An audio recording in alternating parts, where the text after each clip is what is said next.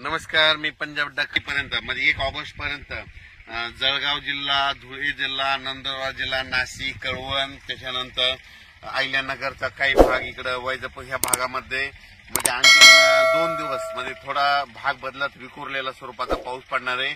म्हणून उत्तर महाराष्ट्रातल्या शेतकऱ्यांनी हा अंदाज लक्षात घ्या. खास करून म्हणजे आज 30 जुलैपासून ते 1 ऑगस्ट पर्यंत नंदुरबार, धुळे, कळवण, नाशिक, सटाणा, नंदुरबार, त्याच्यानंतर आपलं अहिल्यानगरचा काही भाग इकडला म्हणजे उत्तरेकडला, त्याच्यानंतर बुलढाणा जिल्हा, अकोला, परतवाडा ह्या पट्टामध्ये एमपी बॉर्डरचा म्हणजे अमरावती ह्या पट्ट्यामध्ये आणखीन 2 दिवस मध्ये थोडं पावसाचं वातावरण राहणार आहे.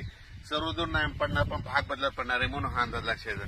पण राज्यात सांगायचं झालं तर पूर्व विदर्भ आणि पश्चिम विदर्भ, त्याच्यानंतर आपण काय करू, मराठवाड्यामध्ये परभणी जिल्हा, हिंगोली जिल्हा, लातूर जिल्हा, नांदेड जिल्हा, वाशिम, त्याच्यानंतर बीड जिल्हा, धाराशिव जिल्हा, सोलापूर जिल्हा या भागामध्ये आणखीन आजच्या दिवस थोडं वातावरण राहणार आहे. मात्र 1 तारखेला मात्र मराठवाड्यात ठिकठिकाणी असं चांगलं 1 ऑगस्टला सूर्यदर्शन घडणार आहे म्हणून हा अंदाज लक्षात घ्यायचा.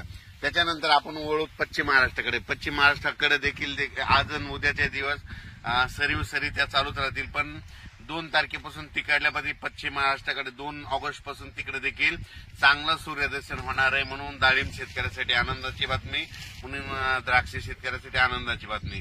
त्याच्यानंतर काय करायचं, आपण पूर्व आणि पश्चिम विदर्भ 6-5-11 जिल्ह्यामध्ये म्हणजे वर्धा, नागपूर, भंडारा, गोंदिया, चंद्रपूर, त्याच्यानंतर अकोला, यवतमाळ, बुलढाणा, अमरावती या भागामध्ये पूर्व आणि पश्चिम म्हणजे 6-5-11 जिल्ह्यामध्ये तिकडे आणखीन 1 तारखेपर्यंत थोडं ढगाळ वातावरण आणि तुरळक ठिकाणी पाऊस देखील असणार आहे. पण 2 तारखेला मात्र चांगलं असं सूर्यदर्शन होणार आहे.